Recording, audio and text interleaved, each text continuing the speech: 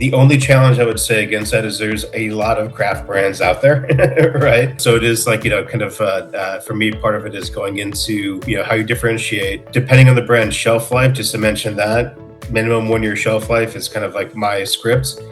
So again, for some of these RTDs out there and people getting into canned offerings, and we're seeing that continue to grow, non-alcoholic, low ABV, full ABV.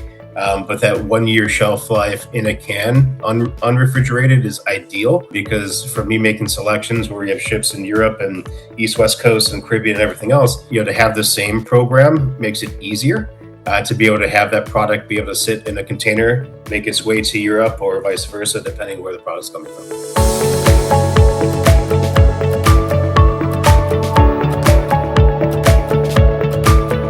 Hey guys, this is Sid Patel, CEO of Beverage Trade Network and International Bulk Wine and Spirit Show. I have Charles Steadman here. He's the Director of Food and Beverages from Virgin Voyages. We don't often have airline and cruise buyers, so this is a very unique episode that I really wanted to do with him. He's also going to be speaking at the Bulk Wine Show that we do in San Francisco on July 28th and 29th. So, if you want to meet him, feel free to sort of come there. This talk is really about a segment that we all know, but we really don't know at the same time, especially, for small and medium-sized brands, Charles, who are really trying to understand how this works and how you as a buyer sort of look at the brands. So Charles, with that, let's kickstart this inside the buyer's mind, as we say here. So we really want to understand the cycle, how you make the decision, and how the buying cycle works at cruises, especially. So why don't you give us an introduction about your role, what you are responsible for, and a little bit about your journey, Charles. Thank you, Sid. And I definitely want to make sure everybody feels engaged. Feel free to ask questions. But for myself, kind of coming from a cruise background in the last 8 years with Virgin Voyages, so launching that brand from start, and then previously launching a hotel brand, the One Hotel. So out of Miami, and then into like New York and beyond. So having a little bit of a land and a sea experience, and then also layering with like Virgin Atlantic, where we've had some really great partnerships with how we get brands placed there too. But really just kind of like diving in for just kind of building an overall framework for today's discussion. And most brands really look at like, a cruise or airlines, right? Once you get that placement, it's a win. We have the placement going for this, but the reality is it's execution and experience tests, because one is it's a larger volume kind of needed. Getting listed is one thing, but like really staying listed is something I really want to dive in. There's some great questions that Sid has, which is performance, it's consistency, and then increasingly how like experience really drives not just a placement, but also how you're placing products on there too. Super, Charles, and appreciate you also sort of looking deeper into the questions, and you had some great suggestions, so we have that as well. I love the second meeting question. So let's start with the first one, which is just understanding sort of what goes at what stage, how you look at, the buying process. So if you can explain us overall, just a snapshot of your buying process.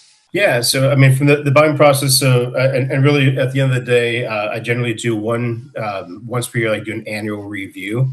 Mm-hmm. So when it looks at kind of seeing how things perform or looking at opportunities for new brands to come on board and new suppliers, it's really a few things. It's commercial viability, right? Because sometimes, for me, I don't want to be the biggest buyer. I think a lot of companies being the only or the biggest buyer for it, because if something does change, look at the operational reality, right? In terms of from supply chain, there's depending, like especially for cruise, there's different top-off orders that happen monthly.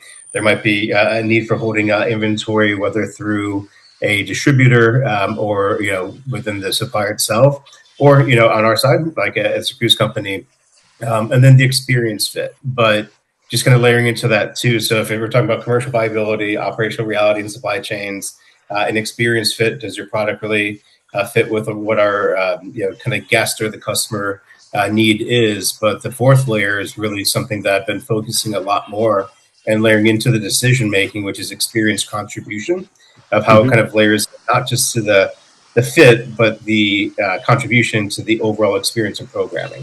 Got it. We'll go into the detail of the brand. I just wanted to go back to that, the overall buying cycle. Let's say you said annually, so you can go more on that, like how many times the slots are open, how that comes. Is that RFP? Is that someone just can cold call you? So if you can give us an idea of that part, and then we can absolutely have a question for what do you look for brands. Yeah, definitely. So, I mean, I do an annual review. Ultimately, it's a yearly menu change. So, part of that is just kind of aligning into cost for menus, training, ability to get the products when there is a change. So, kind of Quentin Tarantino, go from the back to the front. So, it's that once a year menu change, aligning generally where the ideal time when all the ships are in easier time zones. One, just to load and everything from there. So it's So like that really summer kind is a of bad time, right? Winter may be a good time. yeah, but we work on two different seasons. So we have like a Okay. summer and we have a winter season. From there. So it's in terms of you're always chasing that perpetual summer on a cruise ship. But when it comes to like the large scale purchase, it's something also. There's a cost, right, from a training aspect of a new product. There's a cost from a menu, Mm. kind of printing. And then back into like the logistics, right? For when the unit, like so the offering is Hmm. available, to be able to make it to say the ships. And then even before that, we're looking at the fits and everything else. But there is a little bit of a time. So when everyone says, "Oh, I want to get my product listed for cruise," it definitely takes a little bit. The essence of kind of going through that kind of like process, because you also want to build the safeties within the supply chain, and then also validating the product. So when a new brand comes to your desk, what are the specific signals that tell you that this brand is worth the second conversation? From that, one is looking at the overall kind of brand approach. Hmm. I think everybody has a there's like a visceral component when going on to what they're doing in terms of like a back bar, front bar, being involved in menus and placements. The other is how they're placing themselves in the industry, which is very important. You have to know your market.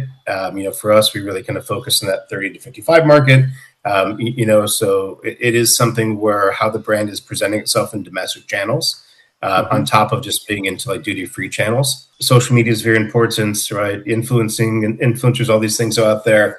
But this is how people are kind of like learning more so than just the billboard on the highway that used to be kind of the bigger part, or the Hmm. magazine article or periodical. So generally, when I'm asking brand reaches out to me, the number one question I ask is, great. One, I like to see pricing and how it's delivered.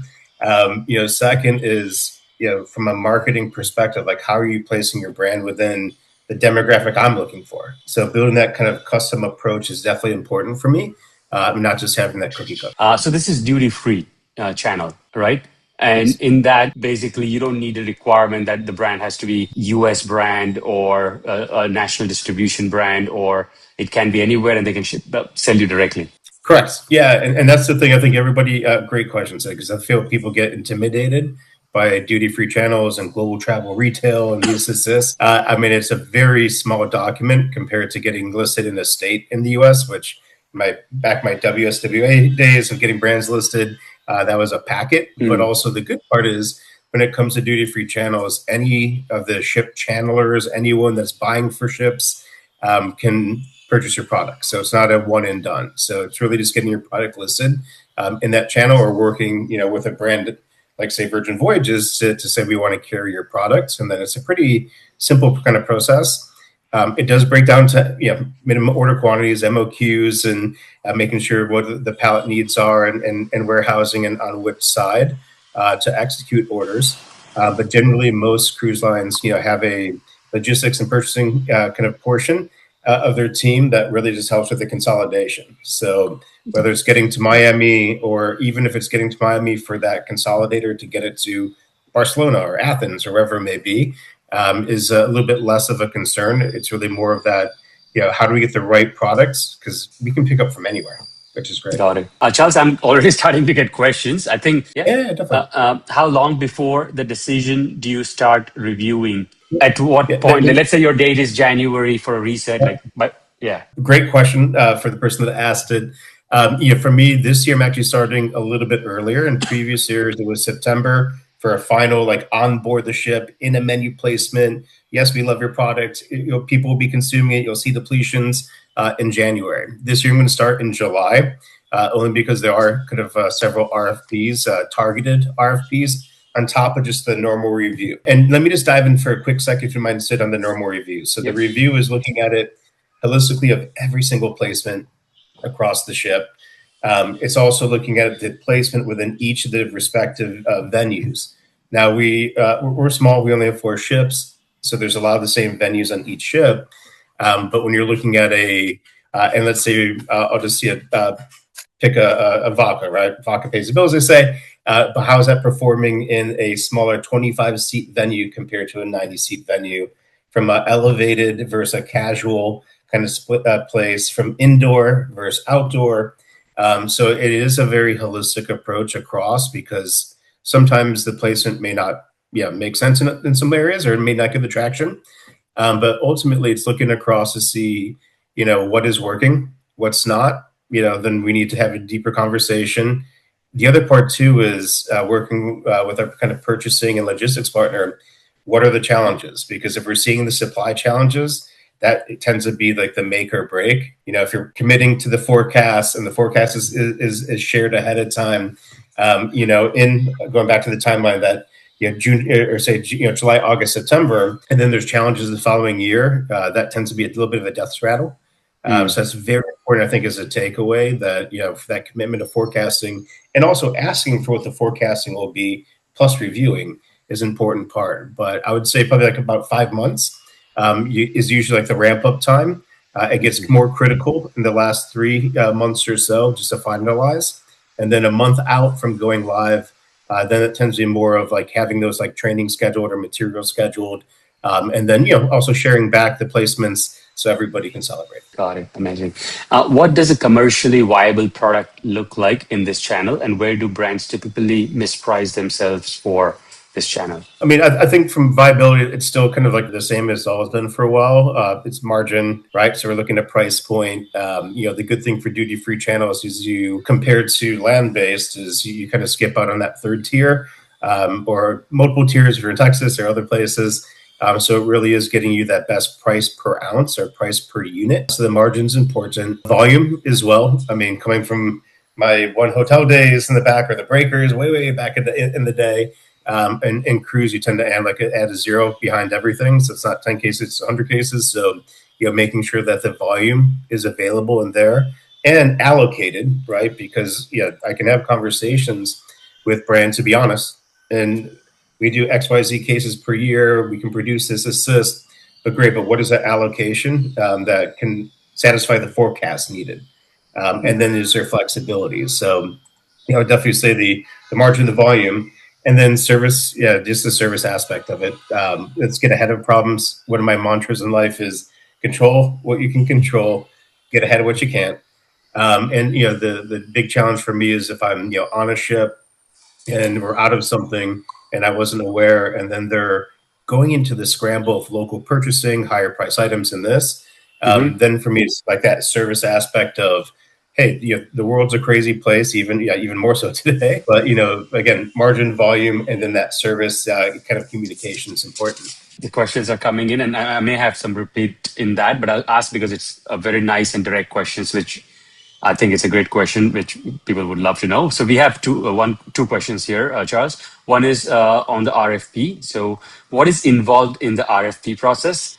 Is it a proposal document, or what do you look for in the original pitch? So just if you can go a little deeper into your RFP template, or you don't have to disclose, but maybe just to give us an idea of your RFP out there. Yeah, and I've done it a couple of ways. One is just a big blanket, which sometimes is needed in terms of we're going to RFP everything. And let's say wine, for an example. Just to keep a check on your current suppliers, or? No. So for me, part of it is, I do attend, different conferences around. I have a very open door policy. If anyone responds back, I may not respond in 24 to 48 hours, which I do trust my team to do. But sometimes with travels and everything going on, but I do like to make sure that there is a level of just decorum, right, in business, at least that I do, where everybody gets a response. I used to consult myself. I know how to hustle, in that game. But part of it is, the reach outs are great. Being involved in certain conferences, there's definitely value. Insider tip, you don't necessarily have to present at the conference and buy a kiosk or this. Sometimes just show up, right, and buy the ticket, because you do get access to that networking.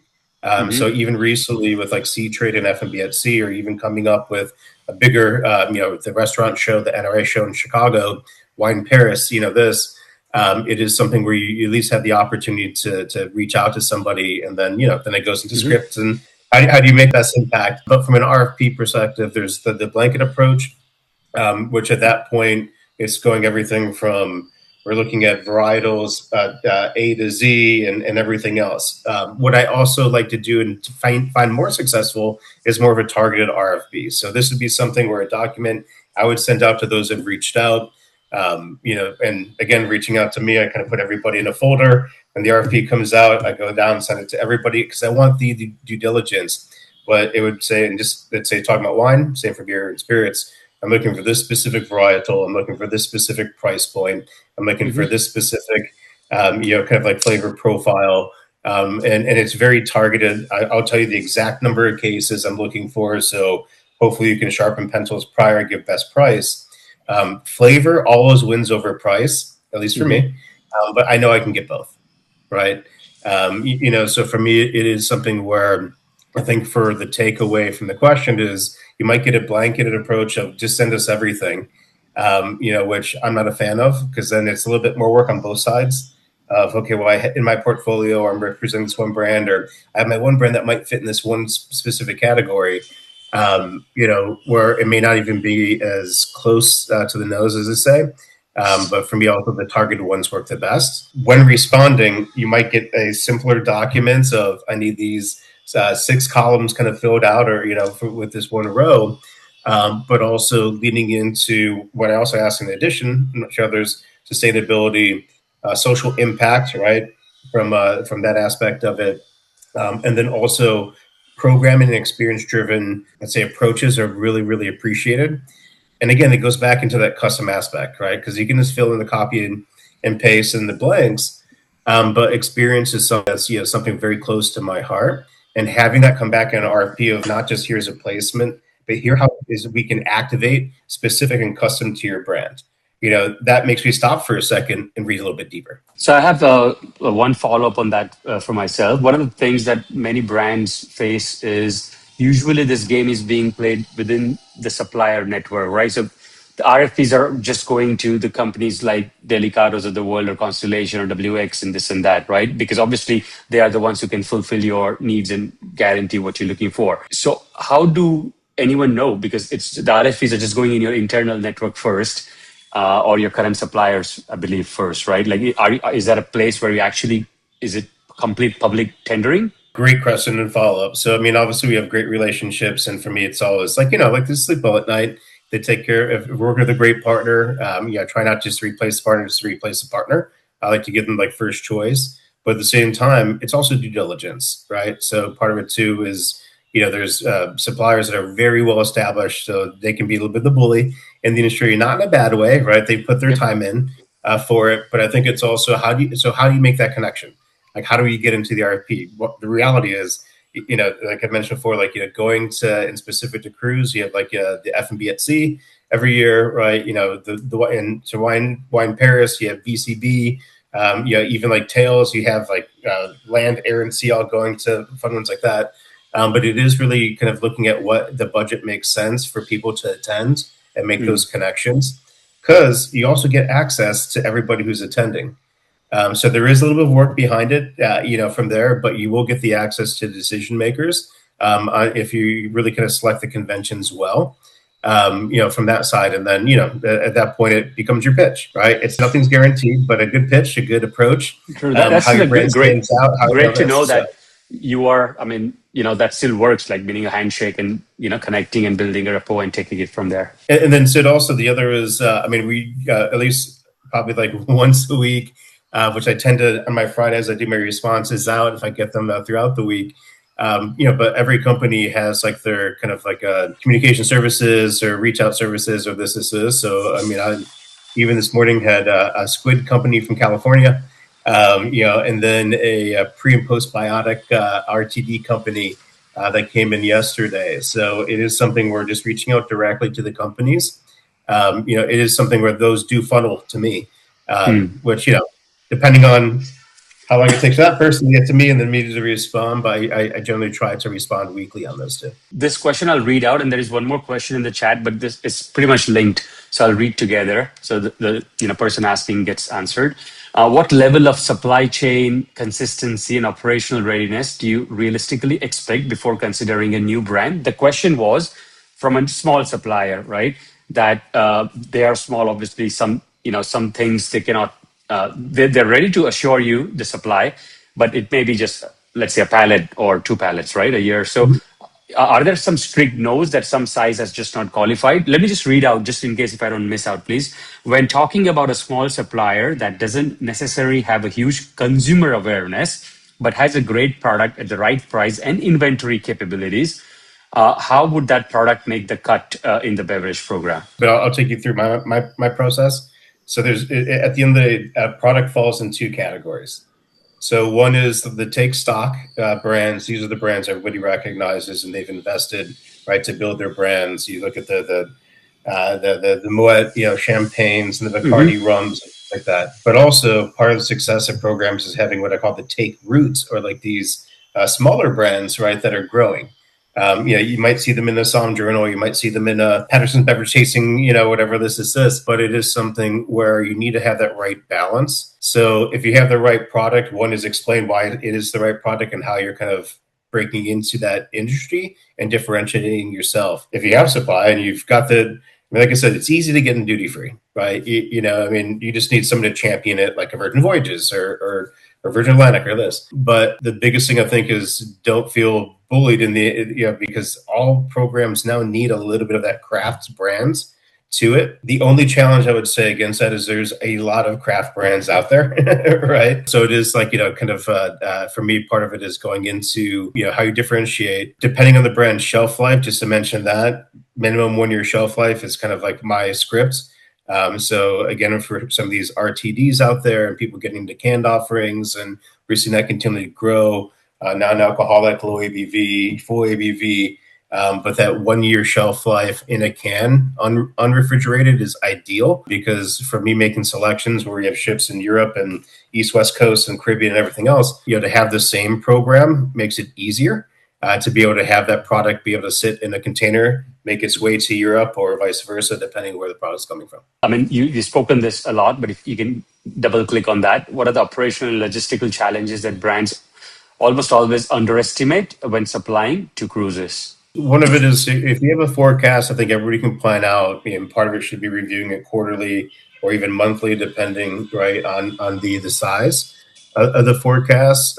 So I think, anything that you're going to consistently put at scale is one, but the other part kind of tying back into that experience, when you start to layer these experiential components or programmings to drive it further, that's sometimes where I've seen some challenges where, okay, one is you have a product in the back bar. Okay. Two is you have a product in a back bar and you have it on a by the glass or a cocktail menu or this. That's great. Three is when you have all that, plus you're involved in some sort of programming, whether it's a beverage master class or whether it's we have Lottery Gigante, bottomless margaritas where you play Lotteria, and that just drives additional volume. So I think part of it is, again, looking at the holistic approach, because I think it is sometimes a little bit deeper than just getting a placement. So I would say one is reviewing, how you get ahead of the challenge there.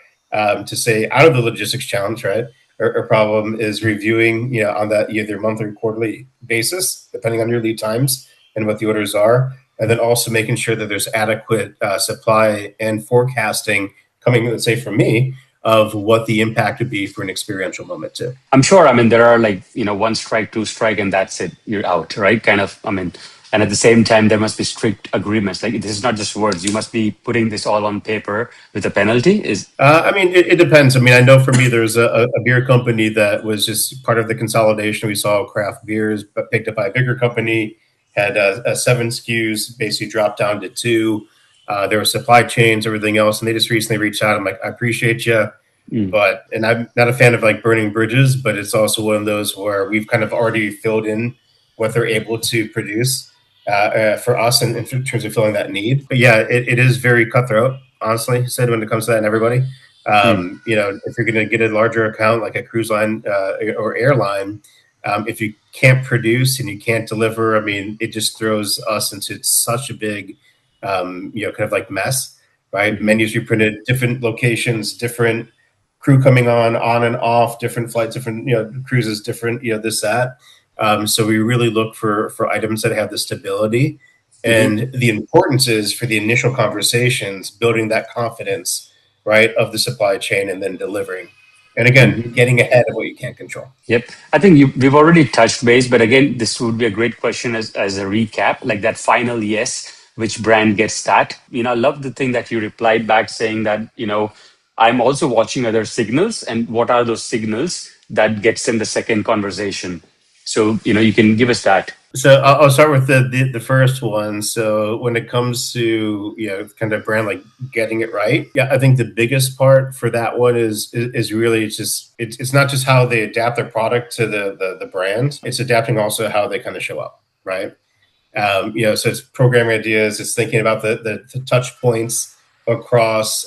One of my successes is saying, hey. Come onto the ship. Let me walk you around. You know your product better than I do. Light bulbs will pop off.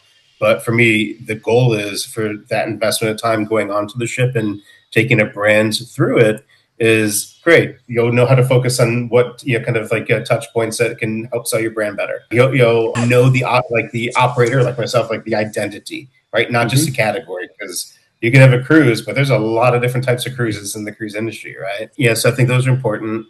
I think also the scalability, right? Because, this is something when I work with a Virgin startup, different brands, a good idea isn't always a scalable idea. So I think it's also understanding from your product and supply chain and where you're kind of focused on, is where can you expand and where's the scalability that makes sense where you currently are right now, right? Because you just play soccer, so the thicker the calves, the longer you can run, right? In midfield.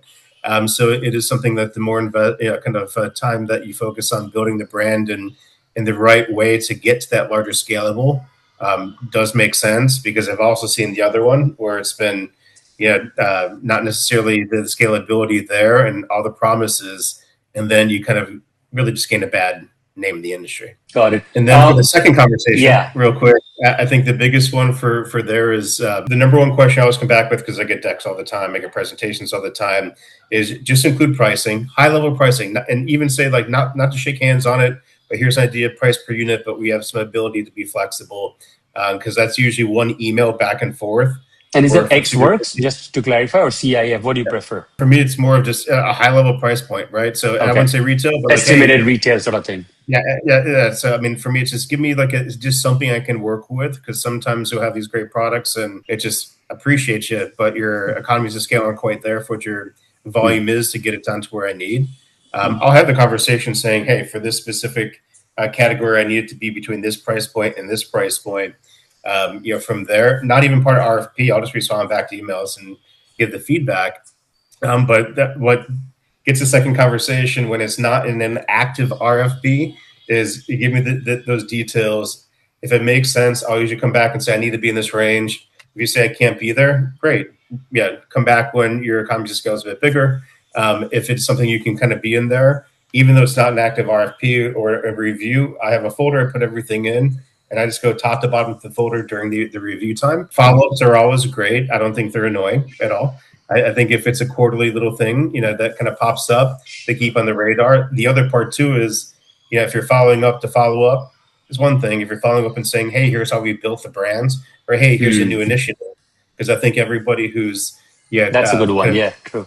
Building brands, it's like it is something I ask for. Like, cool. Well, keep me in the loop for any future initiatives. So showing how your brand is getting an additional listing, especially if it falls into the kind of similar, like on-premise, kind of comp set, for what that brand or supply or operator you're approaching. Yeah. One question I have, like Virgin has a very good brand where everyone knows it's like young, fun, this style kind of brand. How much of a brand fit do you look at? I mean, do you look at a casual, fun sort of brand? You also, if someone came up with a beautiful, clean label with a little red tint and a fun drink, I'm sure it will resonate with your cruise. Yeah, I get there a lot of like, oh, look, we have read this. And like, that's great. We also use gray and purple, from that side. Actually, the screen that's showing that purple is the color that's very similar to one we use on the ships as well. I mean, if you want it, honestly said in one sentence, I mean, I'd say don't just, kind of aim to be listed, aim to be experienced, right? Because we are an experience-driven kind of company.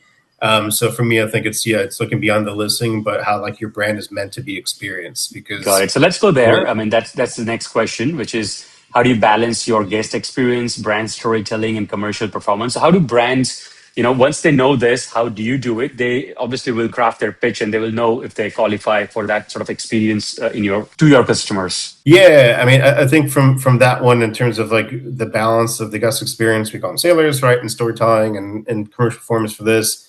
I think the biggest kind of like challenge, what I see with brands coming out to me is their brand over what the solution is or over what the experience is for the operator. I think it goes into one, knowing your market, which hopefully every brand does. Kind of where the synergies of the verticals to align with kind of the consumer on board our say ships, right? From a storytelling kind of perspective, how does that align with who that consumer coming onto the ships are? The same way you kind of place it in the right restaurant or the right off-prem or the SIS. I think commercial performance is twofold, right? So one is that domestic channels and how you're growing the brand and where you're placing is important to still align.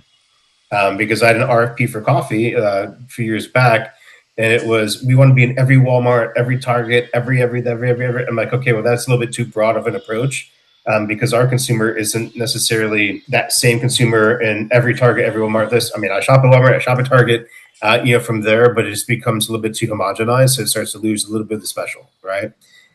From that aspect. Now, if you're doing that, great. And like I said, that's what your product is. But for those who are like honing into more of like a lifestyle brand or that has that part of like entertainment, part of wellness, part of nightlife, day life, whatever it may be, I think that's where if you get too broad and don't define it, has been one of the biggest challenges when it comes to really the commercial performance, because the product isn't defined. And that definition is kind of key for me of how do you fit within kind of my program type of thing. So, commercial performance, what do you mean by that? Like, do they have to show a success story that they've been growing, or maybe they have had this wins they can prove to you, a competitor placement they did amazing, or what do you mean by, when they come to show you, how do they prove that they can be a commercial performer? I think when it starts with the face level, right, of we are in these, we're placed here, we're placed there, and that aligns with like the brands. The other part too is from a scalability aspect of, and for me, I'll give you a great example is I had a brand that reached out a couple of weeks ago and they're placed at Whole Foods. Whole Foods is great because their vetting process is very difficult. So I know that they're already hitting a lot of the different things I would look for. Right. So I think there's a few ways to kind of approach it depending again on the product. But I think one is where the placements are. So commercially where you're placing yourself. Then from a performance perspective, okay, I'm placed here, but we're also in this co-activation. Okay, so now you're experientially showing your brand and getting additional depletion, right? Because you have a guaranteed like activation happening, not just a brand placement. Then we talk about scalability and forecasting, which for me, I'm like, okay, we're going to talk about entry-level Pinot Grigio. I need 2,800 cases a year, 12-pack, 9-liter cases, right? Can you do that, and can you do that successfully? Is there anything else in your portfolio that we can leverage as well? So I think, like I said, one, it starts with the initial of where the brand is, and that's how you get that second conversation kind of going back, and then post that is having the data to be able to scale. I think capability must be a big thing, right? Like, okay, we can also do this in this package, that package, this package. So, like, how can you extend that SKU range? Yeah. Well, part of it too is like for me, it's like I'd rather not just have one product. I'd look to see how we can put a myriad of products like into it. And then if it's one product, like one product doesn't mean one placement. For me, we have 25 different bars and restaurants on each ship. So do we utilize something as a buy the glass offering or buy the bottle offering in different places or both? Do we, say I was talking with a beer company, it's like, great, we can make a beer foam that goes on a cocktail. Like, let's be strategic. And also this is, if someone approaches me with that, like, oh, okay, you get it. Right. So it's like, how do we utilize like a brand in different ways? From that aspect. So, for me, it's a few different layers. Sid, sorry, I know, but all over the place. But it is something where the brand recognizes what the product is, but also can say, hey, we can react. And the ego isn't we only do this product and this is the only way to do it. Very old school of that. And here's how the serve is. Great, get kind of creative with your serves. Do some fun things with it, right? I mean, the capability is out there. And it may not be going back to this like beer foam on a drink, the sexiest way or the coolest way to get rid of or to have a placement. But when we're doing a 5-liter batch of to make the foam, I'll take that for depletion and a menu placement, right? So I think it's that creativity behind, how the brand's approach too. I have one question which just came to me. I think, how do you start? Like, is it one cruise, one bar, pilot order, test run, prove it, and then we scale it? What's your first order for to avoid your risk? For me, I think there's a part of starting earlier in that kind of annual review and RFP process, is to avoid the risk and really have the time to go through the conversations and identify the opportunities to really bring it fleet wide. So Mentioning like the if they shelf come life. in, they're like all over the place then. Yeah, I mean, for Wow. for me, I tend to do all over. Now we do have a specific activation that we do once a year called the Eat and Drink Festival. Mm-hmm. So this year it's in September. We celebrate all things food and beverage. I might try some new products on there just to see because it does give me an outlet. Now that's still fleet wide, Mm, but for me, it just gives me an outlet to try maybe some of the more unique, fun things mm, in a 1 month, kind of scenario. And if it works, it can become evergreen. If it doesn't, it was selected based on bringing added value to mm, our celebration of all things food and beverage. But ideally, the goal is really to go fleet wide because if you're not, then you're reprinting menus on different ones. You're training crew on different ones. Some crew go to different ships. This is this. I'll give you another quick little insider tip, and this is something that I've been asking every single supplier out there: is a 30 to 40 second portrait mode or like TikTok style video of here's my product, here's what it's about, here's this, not the overproduced 5 minute long. Those are great, but from a training tool, that's mandatory now for me for any listing. mm. Yeah, because we don't have time to with our crew coming on 4, 5, 6 month contracts. They have 2 months off. I wish I had that deal, but God bless them because they work very hard. But it is something of how you approach. One is like in a product placement, and I have, we can bring a brand ambassador and we can do this, and that's great. But for the day to day, when you have a turnover rate, and our attrition rate's low, but we have people coming on and off contract is the biggest thing. Mm. Having that like asset, and what's the format? The format is portrait mode because I don't want it to look like anything else. But that's like another thing too is making sure that there's a guerrilla style kind of like quick training tool Mm. that's available, and how we're all kind of learning or de-learning this day with scrolling through the phone and everything from there. What categories? What are the trends? Out there that you are seeing or you're bullish on? Both you can answer. From a wine perspective, we'll start there. Definitely more mineral-driven wines, more skin contact wines. It's very hard to find a Sancerre at a good price point. So if you can find one, immediately I'll give you my phone number. But it is, I think from that side, it's less of the sugar, and then kind of going into beers from that. Ales are definitely on the uprise, so a little bit less from the IPAs, more the EPAs, looking at alternatives too from an A beer perspective. In general, too, overall, overarching is low glycemic. People are being a little bit more, kind of focused on what they put in their bodies, which they always have been on land. On cruise, it's been like, okay, I'm on a holiday, okay, captured audience. But definitely the wellness aspect of it. From a spirits perspective, tequila is doing really, really strong. Agave spirits in general with mezcal. Seeing definitely a drop in gin. Rum has been interesting because it's holding its case count, but it's also getting to not just the bigger brands, but more of like the unique and kind of distinctive brands that can have a little bit more of that storytelling and experience driver. We actually do a program on board the ship where basically there's a list of 5 rums. If you purchase all 5, you get like your little rum ration card. And then afterwards, you get a little bit of a little prize, a little bit of a sea shanty, a call out. But again, it is something that's not the norm. Like it's not Bacardi, it's not these mainstream ones. There's like Zaccapas and things. NA is all over the place, right? I mean, everybody's got something NA, but in general, low ABV, like sessional spritzers and things all day, and then non-alcoholic is something that is very important. We see trending. It will not replace a round, but it will add another round, right? It'll add another experience opportunity there. And even this year, I'm going to kind of review all the non-alcoholic distillates. We added a new RTD that was an NA1, but it is something where I would say, from wine, beer, like spirits, and non-alcoholic is those important ones that really I see the trends on.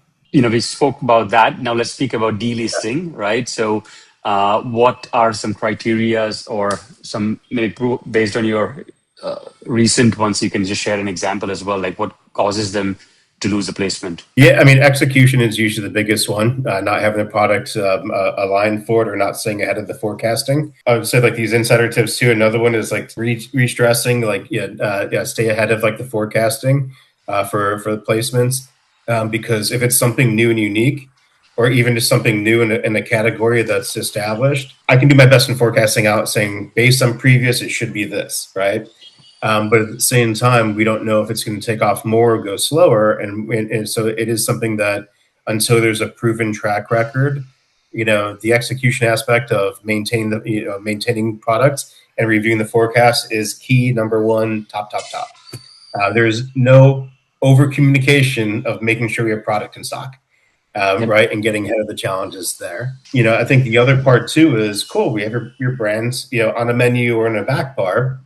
If there's no evolution of it or activation of it or contributing to like the onboard programming, right, with mentioned Lottery Gigante or some of these other things, eventually it's just going to lose. It'll go into my non-performing list, which at that point, okay, do we maintain this product because there isn't anything exciting or driving on it? People look on lands, and I think I've mentioned like, what is your marketing strategy as part of like when you reach out to me? What are the activations? Where you placed?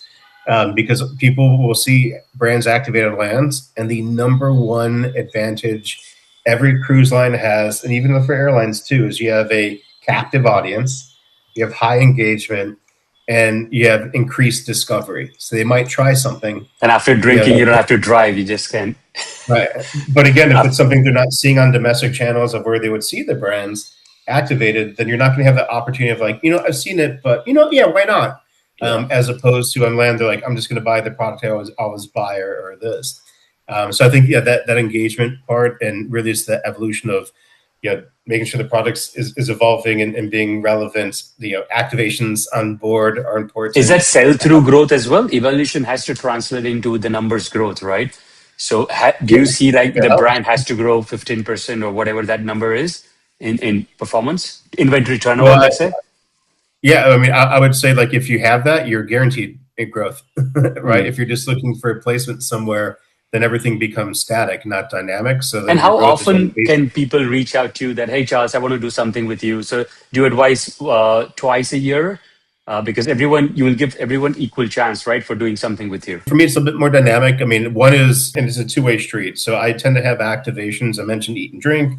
We have like Halloweens and holidays and a bunch of other different things that we do, from there, where I tend to say, hey, your brand might be a good fit. Let's have a conversation. The other is sharing like kind of the marketing strategy for the brands out there. Is, this aligns with something we're doing for holidays or something we're doing for 4th of July or for Pride or for whatever it may be. Then for me, it's like, great. I usually have some sort of programming, or let's create programming, right, to help kind of boost the presence of the brand on board. And the benefit there too is, and this is a really great question, Sid, because the benefit for there too is the investment for these smaller brands is they're already kind of putting a toolkit together, and POSM, points out merchandising and these pieces if needed. So it's not like we have to create something new and take that additional cost. It's really just leading into the programming already. So again, I think it's the brand sharing, what makes sense, and I think it depends on what the brand's focus is. Like, whiskey, September, plant the trees, or it's National Daiquiri Day just recently, or whatever it may be for the rum companies. From there, it's always good to see. And then the other part too is if you're listed, I proactively reach out saying, here's what makes sense. I'm looking for wine, looking for beer, looking for a spirit, looking for an A offering from this, and who's doing Halloween, say, programming. From there. And then again, that just save the monies too. Got it. On slow sales, right? Like, I mean, normally, typically when you hit the road and your liquor store just says that, hey, your product's not moving, one of the simplest things is, hey, I'll come this Friday and do a store tasting, right? So in your case, the communication cycles are not like every week and, every Monday they'll see you. So how do they know that their brand is performing slow? Do they get depletion reports, and can they proactively say, I can see the numbers are just not moving, Charles, it's 5% down. Can I do something with you? So before they lose the placement, what kind of things happen and can they do? So I think it's a two-way street there too. One is a proactive approach because, ultimately they'll see the orders coming in. or not coming in. Mm. Right from this, and part of that too is if we're a good kind of like client and customer, they're going to have somebody assigned to really drive that too, and not just sit back, right? So I think that's important, to have that follow up. The other part too is I get a slow and non-moving list, like monthly. So what's selling, what's not selling, based on the forecast versus based on what's being ordered, right? So Mm. if I have a forecast, just to make numbers easy, of 1,200 cases, which means 100 cases a month, Mm. and all of a sudden we're now in welcome to May 1st. So now we're in Q2 for sure, and the end of quarter two, and I only have 100 cases that have been ordered. Okay, well now we're 500 or 400 cases behind. Mm. Right. So for me, that becomes like a slow moving product. Right. So at that point, for me, it's also reviewing that list. And if I haven't heard anything from the brands and it's something where it's not as a high priority for me, then that tends to be where it just falls off the radar on my side, Mm-hmm. because I can't do that for the 2,000 products, that's on board Mm-hmm. for beverage. So I think it's like a little bit of a two-way street. Now, if there is communication going on and I can see like, hey, they reach out to something, maybe we should like lean into that programming, focusing on a specific activation because it's a great product.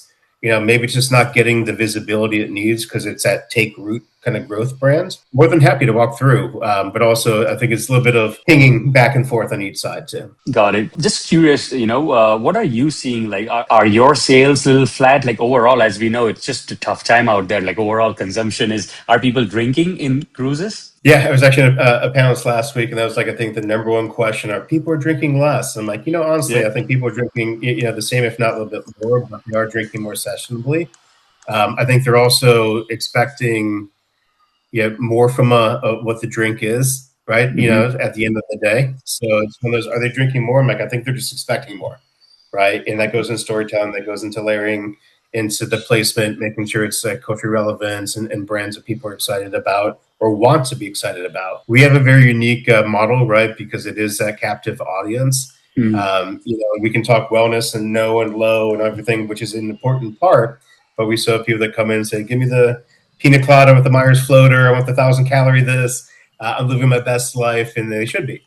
Yeah. So it's not as prevalent in cruise. Our targets are That's going up. I mean, cruise is back. I mean, nice. Nice. we started this year with like over 55% of the occupancy through the entire booked, which is great. We're young. We only launched in October 2021.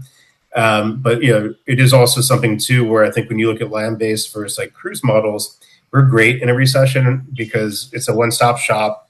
It's your hotel, it's your food, it's like kind of all these things built into one, and you have this like sense of discovery that's higher. My biggest thing coming from the hotel sector, was in a hotel or restaurants, or I have my bar. This is wherever you're at, you're competing against the city or the space you're in. On a cruise ship, you kind of create the world, right? Because they can't, Mm. necessarily leave it. Obviously, ports is that, but and for me, that goes back into you can have a great product, but what is that programming that's really focused on, that hotel or restaurant or this is really what differentiates. When I was wearing that hat True. back in the day, versus on cruise, where it's like, okay, now it's a journey of how can this fall into, okay, it's a sunset moment, it's a late night this, it's an afternoon pool this, which again shows that versatility. So when promoting a brand, or if I get an email with a brand deck that says we can hit 18 hours of the 24-hour day with our products, and here's how we're positioning ourselves, that's a win, right? I stop and I read that one in RP. So I think it's also going back to the brands positioning themselves, in that outreach. Like that's probably that you'll get a third conversation if you're that Yeah. kind of structured. No, I love the way, I mean, something very valuable came out of that, what you just said, which is how to look at where your value is, which is the more hours, the more experiences you can put the brand in. So amazing. What private label question, Charles? Do you consider private label products? How do you go about that? Right now, now at this stage, we're a little bit different than other cruise lines where we focus on like we don't have a beverage package. I did do a mini pilot. It didn't quite work, for the program we have, which to celebrate the brands that we work with, and we like to tell the story. And this year, going into 2027, I'm looking at menu engineering even further of how we can kind of tell the story, whether it's like the box around a feature, but that box is at whatever the brand is or hashtag the brand, whatever this, that, because people do take pictures of menus and pictures of drinks. Yeah, I think there might be some value a little bit in the future. Exploring more on the active side is second labeling, where it is the same juice, so we can celebrate the brands, but we're not attacking the price point or the retail price point of what the brand is, right? So if they're like, whether it's wine or spirit, this like, oh my gosh, you're getting this at a lower price point to bring it into more of a, kind of a high volume sector where we have something at $9 US on every single ship, beer, wine, a spirit, that's inclusive of gratuity. So for me, we do see a lot of that 13 to 15 range. And to put in perspective, our well is absolute. 11 would be like a Tito's, 13 would be like a Kettle, 15 like a Belvedere. We are seeing people that will focus on the 11, 15 since you don't have a package, and we're not the cheapest product out there. So you mean control label, right? Like you mean the same liquid, but some other label exclusively for you. Yeah, so it's almost like with wineries where if it's like, okay, Dariouche, and then it's a Dariouche, blah, blah, blah, like a specific label, not even putting for Virgin Voyages or anything else. They manage the label, that you don't want to get into it, but it's exclusive for you. Yeah. Understood. Yeah, because I think there's a lot of juice out there in different kind of areas, because you're seeing obviously a little bit of a surplus with how people are drinking a little bit, which. So that might be a different conversation, I know, for time perspective, but there was a very important impact of the pandemic and COVID on just the maturity of that 18 to 23-year-old drinker. That also at the end of the pandemic is now 2021 to 25, where they didn't have that maturity of going into places and identifying what they wanted. It will come back, but we are in just that weird period of just everybody kind of like rebuilding the maturity of consumption. True. Give us some one or two examples where you saw a brand ticking the boxes and some impressive things happened, and if you can please share with us that they got it right. It kind of goes back into brands, and I think 10 to 1 Rum is a great one. So Mark was in the owners there. He just has a great vision. He's supporting like getting into our shot for shot program, which is how to make 4 drinks and take the perfect picture of each one. So we always have one brand partner for like a lasting final drink that includes like a take home item. So we do like a bar spoon there.